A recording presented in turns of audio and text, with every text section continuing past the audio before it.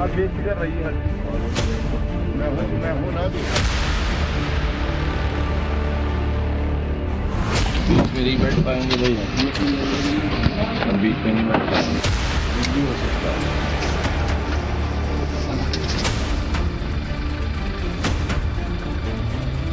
हम नहीं बैठ सकते ना। चलो बैठ जाना भैया। हाथ पैर तोड़ के लेकर हमारे दूसरी बात नहीं।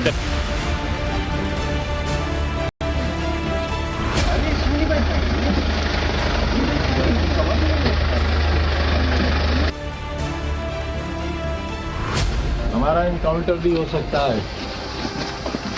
आप लोग, कुछ भी हो सकता है। डर कैसा दिखता है, खौफ क्या होता है,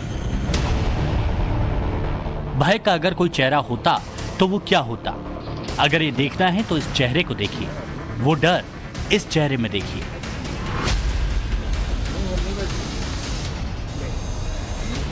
हमारा इनकाउंटर भी हो सकता है। आजम खान ये चिल्ला चिल्ला कर कह रहे हैं कि उनका एनकाउंटर हो जाएगा।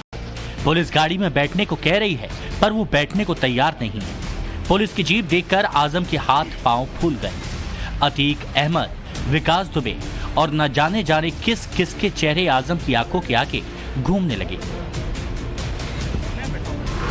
हमारा इनकाउंटर भी हो सकता है। आप लोग, कुछ भी हो सकता है। आजम खान हाई प्रोफाइल शख्स है, उनका केस हाई प्रोफाइल है। ऐसे केस में बिना कड़ी सुरक्षा और चाक चौबंद व्यवस्था के प्रशासन कैदी की शिफ्टिंग नहीं करता। यही वजह है कि पहले सुरक्षा के कड़े इंतजाम किए गए और इसके बाद आजम खान और अब्दुल्ला आजम को बड़े सुबह जेल से शिफ्ट किया गया। जैसे इन्होंने मीडिया के कैमरों को देखा, आजम ने कहा कि उनका भी एनकाउंटर हो सकता है। आखिर आजम खान को इतना खौफ क्यों है? क्या आजम खान को लगता है कि उनका भी एनकाउंटर हो सकता है?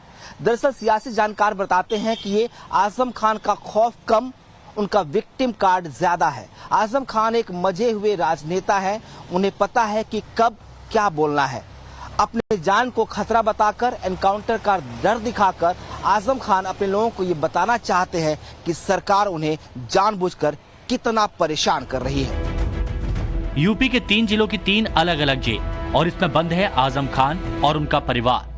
Azam Khan Sitapur jail, Abdullah Azam Hardoi jail, Tanzeem Fatima Rampur jail. Abdullah Azam के फर्जी बर्थ सर्टिफिकेट केस में 18 अक्टूबर को दोषी करार दिए जाने के बाद 22 अक्टूबर की सुबह तड़के 5 बजे के करीब रामपुर की जेल से आजम खान और उनके बेटे अब्दुल्ला आजम को सीतापुर और हरदोई जेल में शिफ्ट किया गया। आजम खान को रामपुर जेल से 240 किलोमीटर दूर सीतापुर की जेल के लिए रवाना किया गया। आजम खान के बेटे अब्दुल्ला आजम को रामपुर से 211 किलोमीटर दूर हरदोई जेल में ट्रांसफर किया गया। आजम की पत्नी तंजीम फातिमा को रामपुर जेल में ही रखा गया। आजम खान को एक दिन पहले बता दिया गया था कि सुरक्षा कारणों से आजम खान को रामपुर जिला जेल से सीतापुर स्थानांतरित किया जाएगा और उसके लिए सुबह 4 बजे रामपुर पुलिस जिला जेल पहुंची, जहां पर आजम खान को उठाया गया। अब्दुल्ला आजम, जो कि आजम खान के साथ ही कैदी नंबर 339 हैं, उनको हरदोई जिला जेल शिफ्ट किया जाना था। दोनों को लेकर सुबह 5 बजे वैन में अब्दुल्ला आजम को बिठाया गया, जबकि पुलिस ने अपनी कार में आजम खान को जगह दी और उन्हें यहां से ले जाकर जेल में शिफ्ट किया गया। पुलिस की गाड़ी में 240 किलोमीटर का सफर तय करने से पहले आजम खान ने खुद के भीतर का सारा डर सामने रख दिया। हमारा इनकाउंटर भी हो सकता है। आप लोग,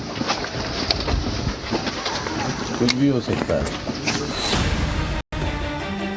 रामपुर जेल के मेन गेट से बाहर आने से लेकर सीतापुर तक के लिए रवाना होने का ये पूरा वीडियो लगभग 4.5 मिनट का है। इस पूरे वीडियो में साफ तौर पर देखा जा सकता है कि कैसे आजम खान हैरान है, परेशान है। उन्हें कुछ समझ नहीं आ रहा कि कहां जाएं, क्या करें। पुलिस के साथ जाने से मना कर नहीं सकते और साथ जाने में जान का खतरा नजर आ रहा है। यही वजह है कि जेल के बाहर इधर उधर भटक रहे हैं। कभी इस गाड़ी के पीछे जाते हैं, कभी पलटकर वैन के पीछे जाते हैं।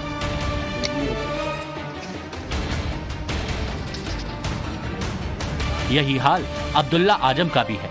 गेट से निकलते ही पुलिस की वैन देखकर कह देते हैं कि इस गाड़ी में तो नहीं बैठ पाएंगे।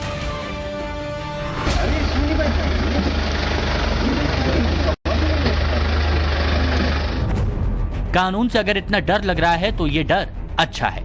ये डर इसलिए अच्छा है क्योंकि ये नजीर पेश करता है कि अगर किसी ने कानून तोड़ा तो उससे सजा मिलेगी ही, साथ ही साथ पूरी जिंदगी खौफ में भी जीना पड़ेगा। लेकिन जिस वक्त ये पूरी प्रोसेस चल रही थी, आजम खान डरे हुए थे। चेहरे के हाव भाव बता रहे थे कि आजम खान, जिनकी सल्तनत, जिनकी तूती यूपी में बोला करती थी, अब वो दौर रहा नहीं है। अब आजम खान मुश्किलों में है, वो चेहरे से साफ नजर आ रहा था, असहाय नजर आ रहे थे। पुलिस की वैन में बैठने को लेकर तुनक मिजाज आजम खान की अकड़ भी देखने को मिली। बहुत मजबूत है। बब्बा अच्छा, 2 चादरें, हाँ एक इन्हें भिजवा देना बारीक। आप बेफिक्र रहिए हर चीज। और वो जैकेट मैं हूँ ना भी। एक बार आ जाओ बस। आजम खान को यूपी की सीतापुर जेल में शिफ्ट किया गया है, जहां वो पहले भी 27 महीने की सजा काट चुके हैं। आजम खान को जब पुलिस की गाड़ी में बैठाया जा रहा था, तब उन्होंने बीच वाली सीट में बैठने से भी साफ इनकार कर दिया। इनकार तो किया, ये तक कह दिया कि ले जाना है तो हाथ पैर तोड़ कर ले जाओ। नहीं बैठ पाएंगे भाई, हम बीच में नहीं बैठ पाएंगे। नहीं, बीच में नहीं, बिल्कुल नहीं बैठ पाएंगे। हमारा आदमी नहीं, हमारी कमर ही नहीं है इस बात, हम बीच में नहीं बैठ पाएंगे। नहीं, हम नहीं बैठ सकते बीच में, हम नहीं बैठ सकते ना। आप हमारी एज का तो ख्याल रखें, और हमें तो घूमने के लिए भी बहुत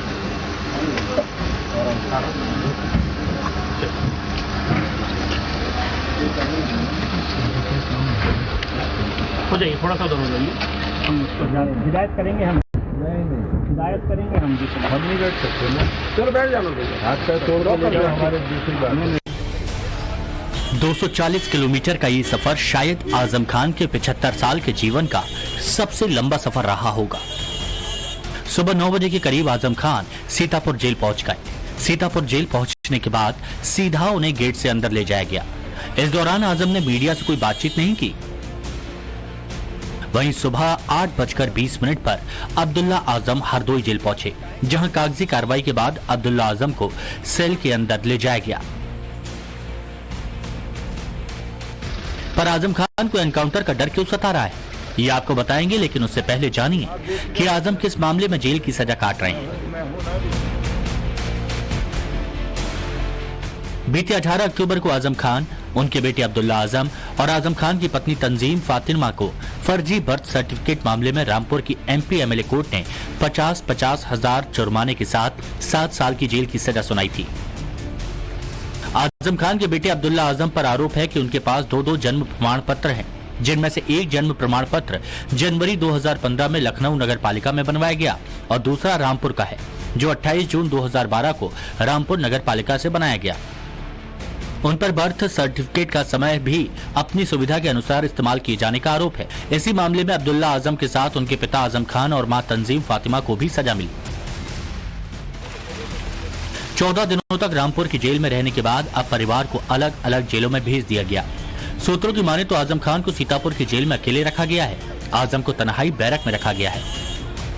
तन्हाई बैरक जेल की आम बैरक से बिल्कुल अलग होती है।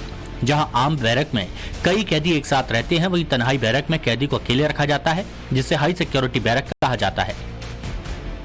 आम बैरक बड़ी आयताकार बरामदे की तरह होती है। इसमें दोनों ही ओर गद्दे और चटाई डालकर कैदी रहते हैं, जबकि तन्हाई बैरक बिल्कुल छोटी होती है। जेल की आम बैरक में आम कैदियों को रखा जाता है, जबकि तन्हाई बैरक में वो खूंखार अपराधी या ऐसे अपराधी बंद होते हैं जो दूसरों के लिए खतरा हो या जिनकी खुद की जान जेल में खतरे में पड़ सकती हो। आम बैरक के कैदी अपनी बैरक से बाहर निकलकर घूम सकते हैं, लेकिन तन्हाई बैरक में रह रहे कैदी को जेल परिसर में घूमने की भी इजाजत नहीं होती। आजम खान का रामपुर में क्या रसूख रहा है, इस बात से समझा जा सकता है कि वो रामपुर शहर से 10 बार विधायक रहे, राज्यसभा सदस्य और प्रदेश के नेता प्रतिपक्ष भी बने। प्रदेश में जब भी सपा की सरकार आई तब वो कई विभागों में मंत्री रहे। साल 2019 में पहली बार लोकसभा चुनाव लड़े और जीत गए, लेकिन लोकसभा की सदस्यता उन्हें रास नहीं आई। जुलाई 2019 में आजम खान के खिलाफ कई मुकदमे लिखे गए। उनके खिलाफ जीवन भर में दर्ज हुए मुकदमों की संख्या 108 तक पहुंच गई। 84 अब भी चल रहे हैं। वहीं बेटे अब्दुल्ला आजम के खिलाफ 43 मुकदमे और पत्नी तंजीम फातिमा के खिलाफ 33 मुकदमे विचाराधीन हैं। आजम खान और उनके परिवार पर दर्ज मामलों की बात करें तो उनके ऊपर चुनाव के दौरान भड़काऊ बयानबाजी के 14 मुकदमे दर्ज हैं। सेना के खिलाफ बयान देने पर एक मामला दर्ज है। 2 मुकदमे जयाप्रदा पर अमर्यादित बयान देने के लिए दर्ज हैं। 29 मुकदमे जौहर यूनिवर्सिटी के लिए जमीन कब्जाने के मामले में दर्ज हैं। 1 मुकदमा कस्टोडियन की जमीन कब्जा करने पर दर्ज है। 11 मुकदमे यतीम खाना प्रकरण, 2 मुकदमे कोसी की जमीन हथियाने, 4 मामले चक्रोड़ों पर अवैध कब्जे के, 2 मुकदमे मारपीट और 4 धमकी देने के मामले दर्ज हैं। एक समय में यूपी के मुख्यमंत्री छोटे हुआ करते थे और आजम खान साहब का कद बड़ा हुआ करता था, लेकिन अब कानून सर्वोपरि है। आजम खान उसके सामने बौने नजर आ रहे हैं।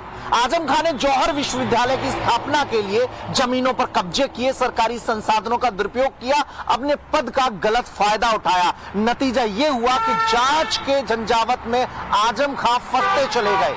जब वो मंत्री हुआ करते थे, हुकूमत में उनका दखल हुआ करता था, तो अपने बेटे को विधायक बनवाने के लिए फर्जी दस्तावेज का सहारा लिया। अपने समकालीन राजनेताओं को ठिकाने लगाने के लिए उन्होंने गैरकानूनी काम किए। बीजेपी रामपुर में, कांग्रेस रामपुर में, बीएसपी रामपुर में अपनी जड़ें न जमाने पाए, इसके लिए गलत चीजों का सहारा लेकर उन्हें झूठे मुकदमों में उनके नेताओं को फंसाया गया। यानी लिस्ट लंबी है।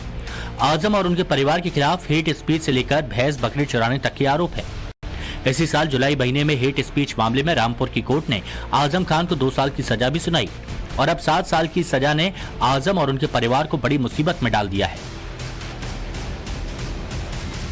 आजम खान ठहरे सियासी आदमी। सियासत आजम के साथ जब सुख की समय थी तब दुख में पीछा कैसे छोड़ सकती है। आजम ने जैसे ही अपने एनकाउंटर की बात की, वैसे ही राजनीतिक वार पलटवार का सिलसिला भी शुरू हुआ। पहले के समय में जो एजेंसियां थी या जैसे लोग थे, उनको संरक्षण मिलता था। आज हमारी सरकार में सभी एजेंसियां अपना अलग अलग स्वतंत्र एजेंसियां काम कर रही हैं, जो संवैधानिक एजेंसियां हैं, और उनके रिपोर्ट के आधार पर लोगों को सजा मिल रही है। अंतर इतने हैं, और अगर कोई गलत नहीं है तो उन्हें डरने की क्या जरूरत है। निरंतर अन्याय हो रहा है। कभी ऐसा होता है, मान लीजिए जिसमें सजा हुई है उसमें अगर सर्टिफिकेट बेटे ने लगाया था तो माँ बाप को दोषी ठहराया जा सकता है। कभी ऐसा नहीं हुआ। अब दिक्कत ये है कि इस देश में तो, खासतौर से उत्तर प्रदेश में, अगर कहीं भी नाम मुस्लिम आता है तो कैसे उसे परेशान किया जाए, कैसे दंडित किया जाए, सिर्फ यही क्राइटेरिया रह गया है। आजम की जेल एंट्री यूपी की लगातार बेहतर होती कानून व्यवस्था का ही नतीजा है। जिस राज्य में योगी आदित्यनाथ की सरकार हो, वहाँ अपराधियों में ऐसा ही खौफ होता है, जो आजम खान के चेहरे पर साफ दिख रहा है। कानून व्यवस्था के लिए तो कहना ही क्या है। जो लोग पहले उत्तर प्रदेश की कानून व्यवस्था को बताते थे, आज आप देख रहे होंगे उनके सामने स्वयं के जान के लाले पड़ रहे हैं। जब कोर्ट उन्हें सजा सुनाती है तो उनकी पैंटें भी गीली होती हुई देखती है, जनता देखती है। UP police special DG Prashant Kumar के मुताबिक यूपी में पिछले 6 सालों में पुलिस और अपराधियों के बीच 9,434 से ज्यादा मुठभेड़ हुई हैं, जिसमें 183 अपराधी जान से मारे गए हैं। 5,046 अपराधियों को गिरफ्तार किया जा चुका है। अब आपको बताते हैं कि आजम खान के डर की, आजम खान के खौफ की असल वजह क्या है। 18 अक्टूबर को जब फर्जी बर्थ सर्टिफिकेट मामले में आजम को सजा हुई, उसके तुरंत बाद ही आजम खान ने जौहर यूनिवर्सिटी से सफाई मशीन बरामद होने मामले में भी सरेंडर कर दिया। इस मामले में आजम खान और अब्दुल्ला आजम ने कोर्ट में जमानत के लिए याचिका दायर की है। कोर्ट ने इस पर रिपोर्ट तलब की। कोर्ट अब इस मामले की अगली सुनवाई 26 अक्टूबर को करेगी। इसी मामले को लेकर आजम खान और अब्दुल्ला आजम को कोर्ट में पेश होना पड़ेगा। यानी सीतापुर से 240 किलोमीटर दूर रामपुर में आजम खान एक बार फिर आएंगे। एक बार फिर 5 घंटे का सड़क वाला सफर तय करना होगा। एक बार फिर दिल थाम कर पुलिस की गाड़ी में बैठना होगा और यही सिलसिला चलता रहेगा। रामपुर के कानूनी इतिहास में आजादी के बाद से अब तक कोई ऐसा शख्स नहीं है जिसके खिलाफ 100 से ज्यादा मुकदमे दर्ज हुए हों। कोई ऐसा अपराधी भी नहीं है आजम खान के खिलाफ दर्ज मुकदमों का अंबार इस कदर बढ़ चुका है कि अगर उन्हें आधे मामलों में भी दोषी ठहराया जा सका तो कम से कम 100 साल की सजा होगी। आजम के खिलाफ जितने केस दर्ज हैं, उनकी सुनवाई और फैसले की दहलीज तक पहुंचते ही कम से कम 7 से 8 साल लग सकते हैं। इस वक्त कागजों में उनकी उम्र 75 साल है, यानी कम से कम आधे से ज्यादा मुकदमों की तेजी से सुनवाई हुई तो भी 80 से 82 साल तक लगातार सुनवाई चलती रहेगी। लखनऊ से मनीष यादव और विनोद मिश्रा के साथ ब्यूरो रिपोर्ट, टाइम्स नाउ नव भारत।